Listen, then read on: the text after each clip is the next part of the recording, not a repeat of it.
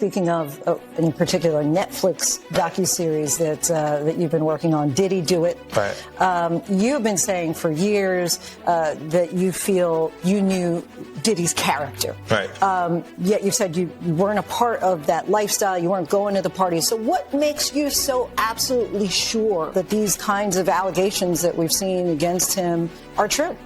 Well, I'm surprised by the allegations, as surprised as everyone else is. Like, I didn't make the allegations. I didn't tell people to say these things. It comes out, I see it in the news like everyone else. But I did feel uncomfortable with the way you represent the idea of going to these projects. To come party with me. Yeah. Nigga Puff, like, he called, we should kick it on shit after the Mace. Right, right. And, like, matter of fact, they sent me the girl pictures, like, pictures of the girl, like, the shit that y'all saw.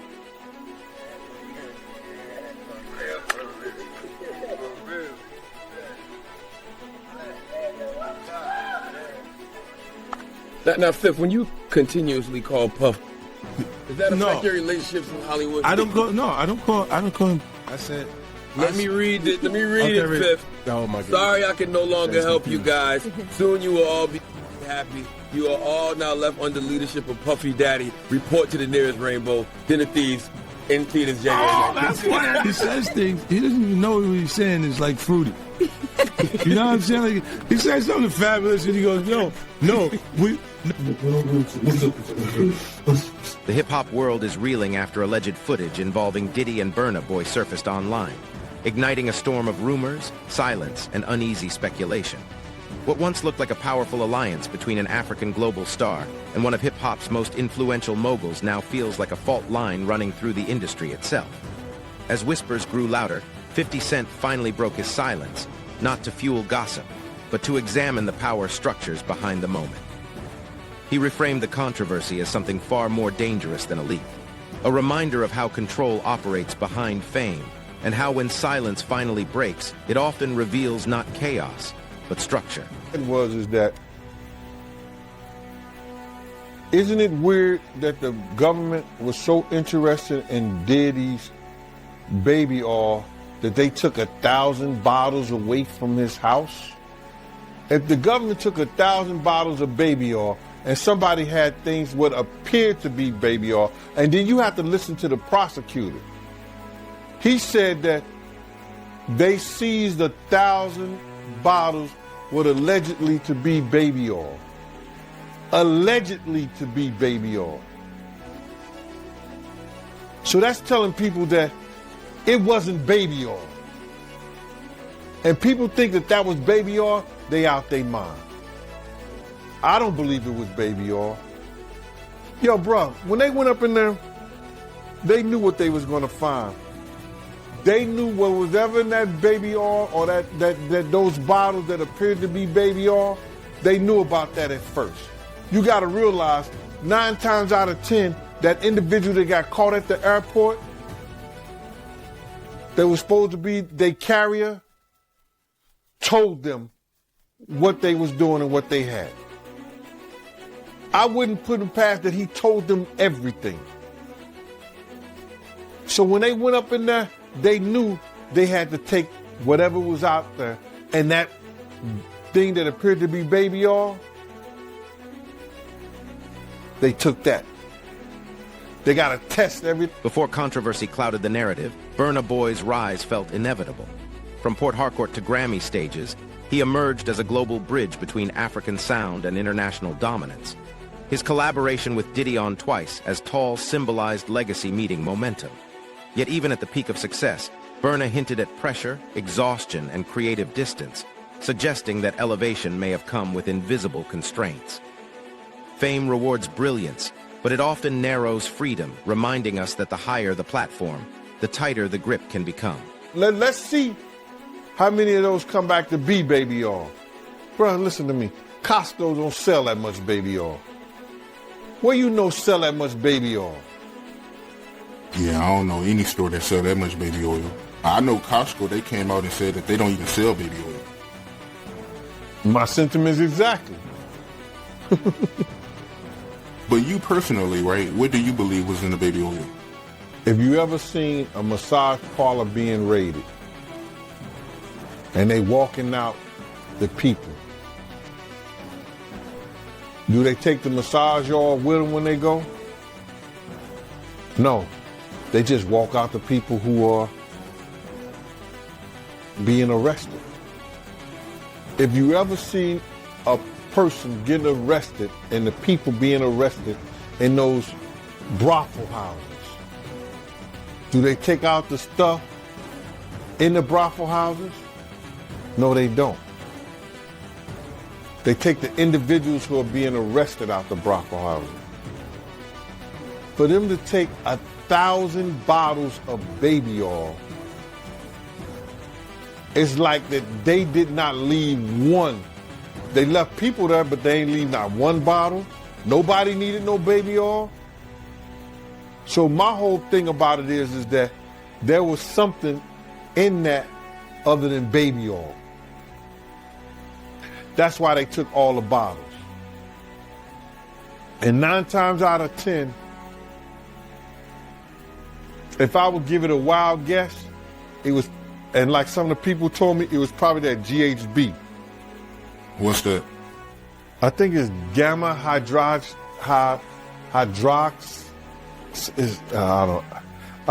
I looked it up, bro.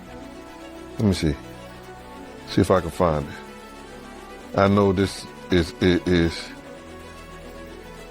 just showing everything like that, but oh no. Let me.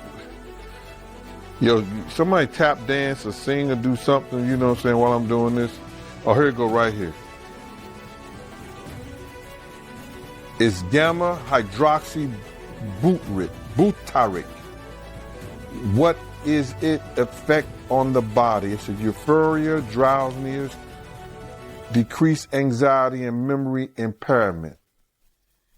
It works on the nervous system and gives you this feeling of euphoria. So they take that and rub it on it, and you forget who you are, what you're doing. It can also give you memory loss, drowsiness. And that's under the DEA, the Drug Enforcement Administration.gov. When the alleged footage surfaced, Burna's past words took on new weight. Cryptic posts about fake kings and freedom stopped sounding poetic and began to feel confessional. Fans dissected lyrics like evidence.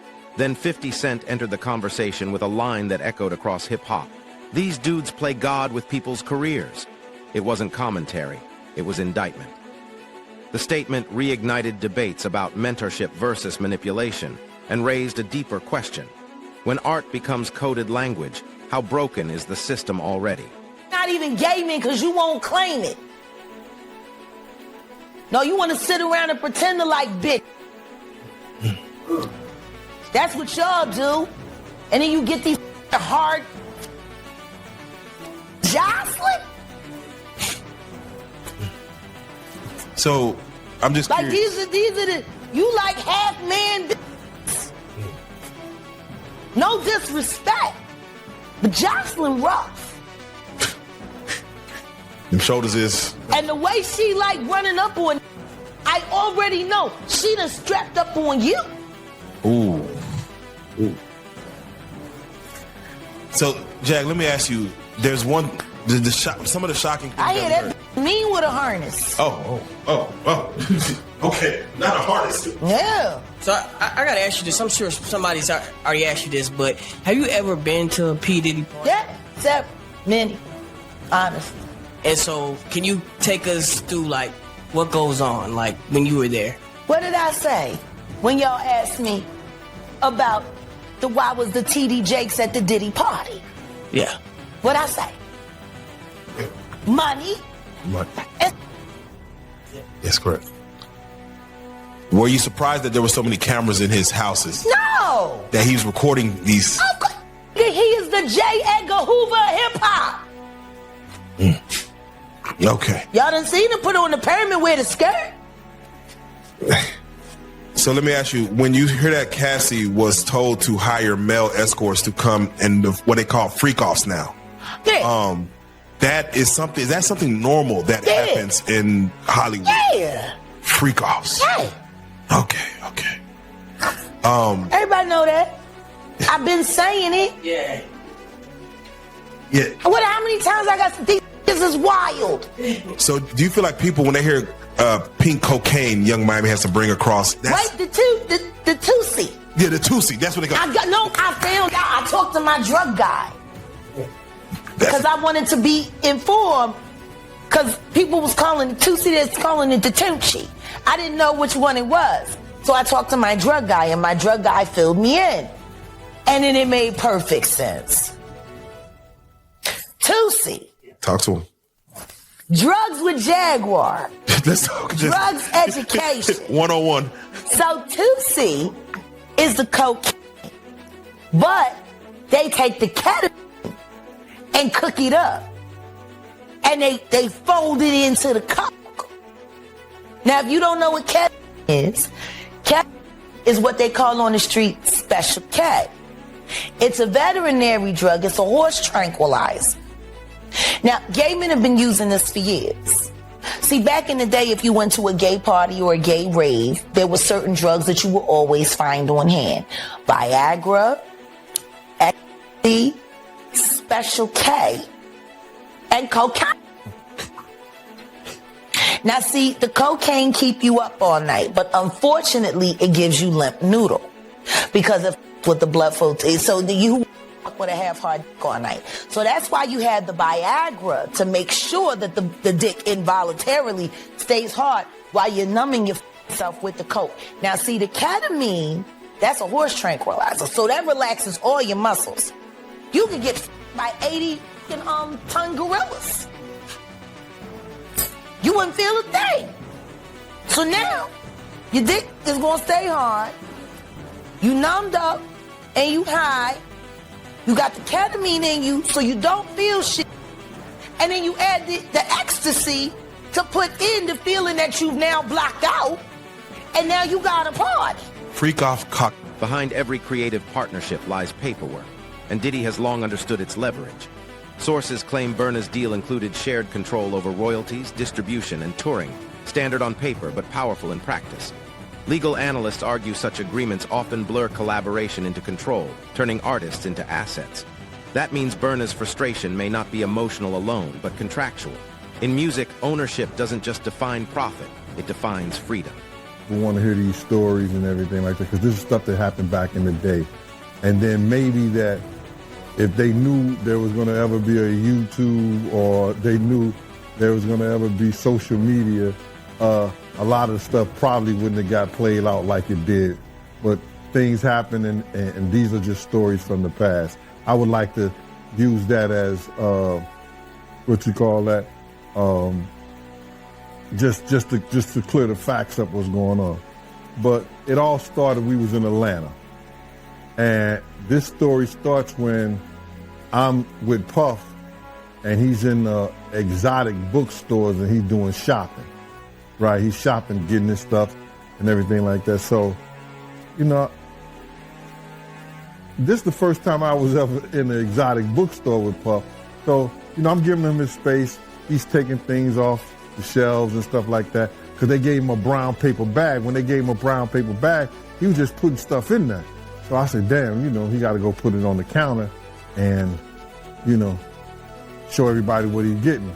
So as he's going, I'm just looking at the places where he's picking stuff from. But there's one part he picked up some things from up here on my left side. And then he picked like quite a few of them down. I'm like, okay. He put them in the bag. So when I went by there and I looked up there, and it said butt plugs. And I was like, hey, yo. I was messing with him. Because people don't understand, you know, we was like friends. He was a part of the same gang. So I'm still going to tease him. I'm still going to mess with him and everything like that. I could do that. It wasn't just no security thing. So I say, yo, what are you getting this for? And it said butt plugs. And he was like, yo, can I do my shopping by myself? I said, yeah, you can do it by yourself, brother. And he started walking and everything like that. When he got I just waited at the counter. When he got to the counter, he didn't even have to show the guy nothing. He just gave the guy a wad of money. I mean like he gave the guy a stack something like this. And Puff wasn't the dude that carried no 20s and no 50s and nothing like that. And I mean, like, he just said, boom. And we walked out the store. So we had to leave Atlanta and go to North Carolina for a show. You understand? And it was him, this rapper, Sarah, and this other girl. We all got on a G5 jet, and we flew to G4 jet, and we flew to North Carolina. So later on that, I think that afternoon, same day,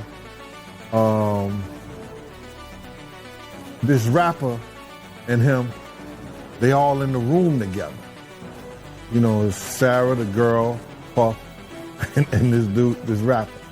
So as the controversy grew, fans split sharply. Some accused Diddy of exploitation. Others claimed Burna betrayed the man who elevated him. Amid the noise, 50 Cent cut through with a calculated reminder. That's why I own my masters. It wasn't a flex, it was strategy. His warning exposed how mentorship can slide into manipulation and how alliances collapse when power outweighs balance. Power alone doesn't destroy partnerships. Imbalance does. At the door and stuff like that, like, yeah, so then next thing you know, somebody rang the doorbell. We had the presidential suite where we was at. So I opened the door, and the dude said, yo, I'm here for my cousin. I said, who your cousin? He said, Ja Rule. I said, well, he busy right now. He said, he busy doing what? I said, he with Puff. They're in the room, they busy, they don't want to be bothered. He said, well, I'm going in there. I said, bruh, you ain't going in there because he told me they don't want nobody to be bothering them. And he was like, yo, I don't care, man. I'm going in there. That boot like that. I said, yo, bruh, Jesus Christ will have to come down here and take the air out of my body before you get in that room right there. Watch.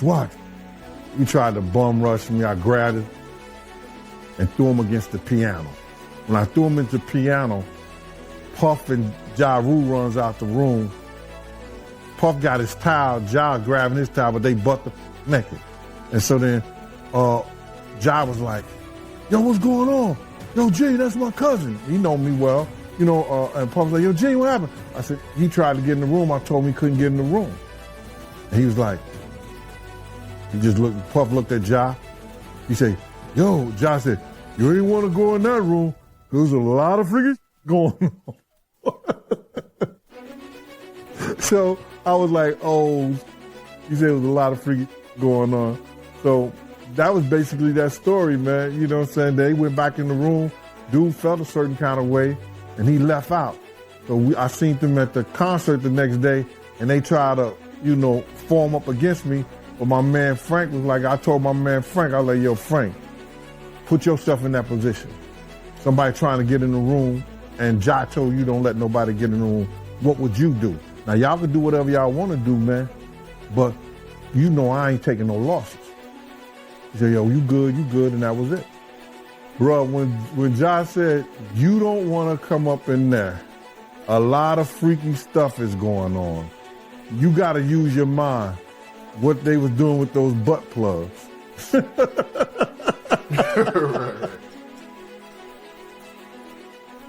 Yeah, that was great. He should have enough money to He check. put the boots to that girl. She's supposed to be a good bitch. No matter who she with. All the time he putting the groom in her. Of course he thought it was still gonna work. He thinks he's God. He ain't doing shit. Break the f out of it. Put the boots to her last time I seen her. Her and her trainer, boyfriend, husband. I don't get no. So you hear about stories of Diddy like shooting people, blowing up cars. Yeah. Is he this gangster that behind the scenes that is that him or is that Shout out to Wendy Williams,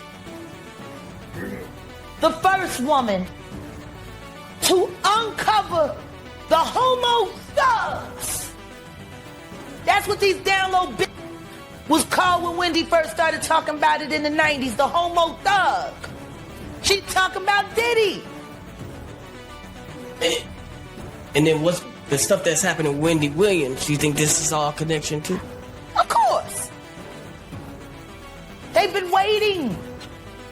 He's been waiting. He was waiting for Kim. Remember? He was waiting. The casket was ready.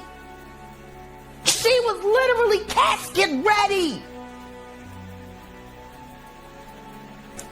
Some people are saying the whole Wendy Williams documentary that she's pretty much allegedly playing this way to keep herself safe from him, from any unaliving. It's been working for Orlando Brown. Why wouldn't it work for Wendy? To play crazy. Why wouldn't it work? Hey, look. Hey. The oosh gosh whoosh wash. Orlando's brilliant. Right. Yeah. Y'all spent time with him. We did. He's highly intelligent. Yes. Imagine what it's been like to wear this character for this long. No. I can only... That he does is a character. Actually, this thing he does online is the best acting he does. Is he speaking truth? Of course he is. You know? We seen Quiet on set. Major pain in his ass. Literally. Since he was a kid. Man. And in milk. Well, talking about expensive pain. In his ass. Wait, this is Philly you're talking about now. Wait a minute, Jack. Me. Wait a minute. He's a f***ing Fruit Loop. He Diddy fried. This is Philly. He's a deep fried. Period. He Diddy fried. He Diddy fried. He the Diddy do our bop. Me. Real rad. You think that audio that they put out was real? Yeah, that was him. Nikki put that out there. That Nikki recorded that at the in the Calabasas. She been waiting to drop that shit on Meek. She just wasn't going to tell nobody it was Diddy. But now that Diddy out there, why not? So then who's the guy who's claiming he recorded it? Oh, somebody that got paid? Yeah, he said like I was standing somebody outside the that door. got paid. Yeah. Just like it wasn't seminal fluid that Justin Bieber was wiping away from his mouth when he brought his face up from Odell Beckham's groin in a club with Trey Songz on the lookout. The images are there. Diddy five. Hashtag no Diddy. Beyond contracts and clips lies a deeper reckoning about responsibility, where guidance ends and dominance begins. Burna Boy's journey reflects a harsh paradox of fame. The higher you rise, the less you may own yourself. Stripping away glamour, 50 Cent framed the situation as a cautionary tale, arguing that fame without autonomy is simply another form of labor. Influence without accountability, he warned, eventually exposes itself. About the money. They saw what he did to Cassie. With the kicking, the punching. They saw what they did to Cassie. They know that nobody in America liked that. So now, these people are represented by a brand. Whether it's some about the music, clothing, movies. They're not gonna come out and speak on nothing that has anything to do with them. And they praying that they not on the tape doing crazy stuff, being oiled up in the whole 9 yards. They praying. So until the feds say, hey, yo, listen here. We got you on, hey, buddy, we got you on this tape. And girl looked like she was pretty young. We're not gonna show it, but we need you to come and testify against Brother Love, P. Diddy, Puff Daddy, you know, Sean Combs. That's when they're gonna start talking. And they're not gonna be talking in his favor. when the feds come to them and show them what they got on tape. Because if he had 250 tapes all over, 250 cameras all over the house, somebody got caught stealing a cookie out the cookie jar. It could be your favorite pastor. It could be your favorite politician. But they didn't think they was being watched. And Brother Love was watching. Yeah, I mean, T.D. Jakes, he hasn't even came out and said anything. And him and Diddy was real cool. Amen. Amen. Yeah, man. And I know the people in the congregation over there is shaking in their boots because this man then led them probably, allegedly led them to damnation because those people's hearts are going to be broken if that man is seen on those tapes doing anything. Because people always put their faith in the pastor instead of putting their faith in God. And what they need to do is understand that he's just a man. And he has a history. It's not looking too good for him.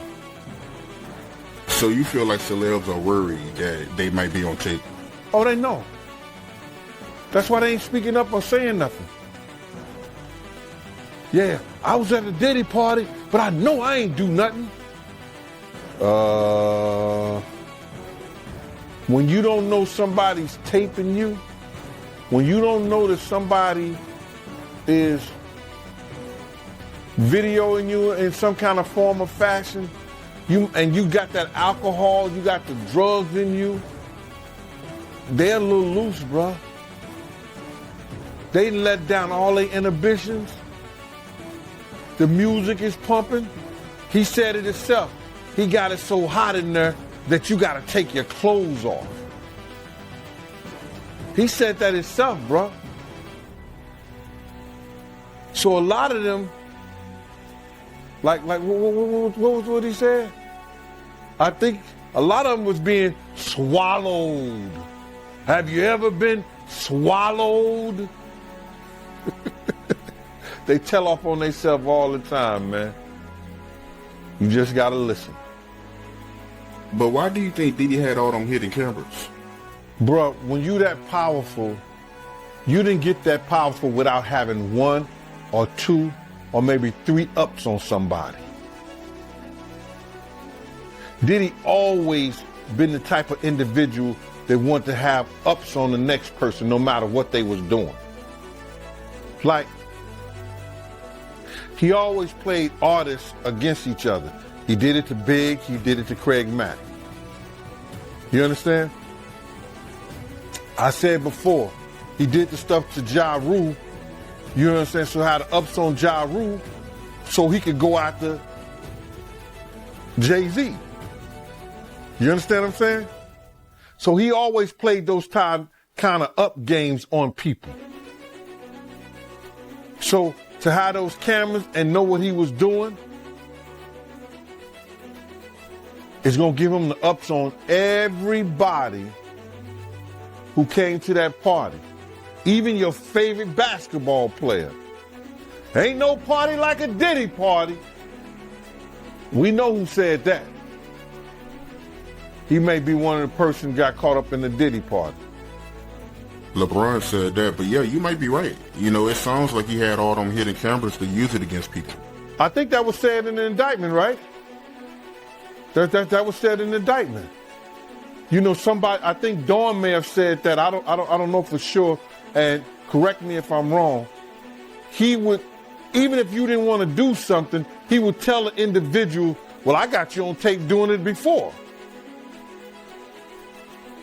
And the person would feel pressured in having to do something or come and do something at the party or be at the party because he already had him on tape right then and there. But what you think when you do it the second time? He's still going to have you on tape. Those tapes is the one who's killing because people don't understand this. Little Rod, he's taping for Diddy in some occasions. when he wrote his indictment up, no, when he wrote his,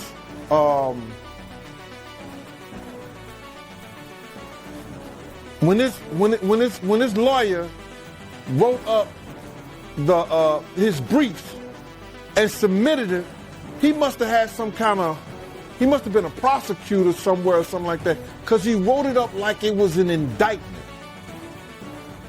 You understand? Saying all the stuff that had happened. Then, people don't understand this. After he wrote it up and he had the tapes and everything, they sent that to the feds. The feds opened up a case on that. Everybody think it's happened. Oh, the feds looked at Cassie getting beaten, and then they just opened up a case. Nah. I think it was more so Lil Rob and them sending the feds that information. They put in a civil suit, then sent the other stuff over to the feds, and it read like an indictment. So they had to look at it because they see some crimes that was committed in that. And lo and behold, they do a raid on the house. So, to get back to your question, all the footage and everything that they have is going to either help, it's going to help them get some more people or get enough people just to hang Diddy. Zooming out, the Burna Boy saga reveals an uncomfortable industry truth. Control is the real currency of survival. Burna's resistance may signal a generational shift away from validation and toward ownership. When 50 Cent concluded, the game doesn't change, only the players do. His words carried both wisdom and warning. The leaked footage feels less like a scandal and more like a symptom. The real question isn't who leaked it, but who benefits when artists stay silent until they don't.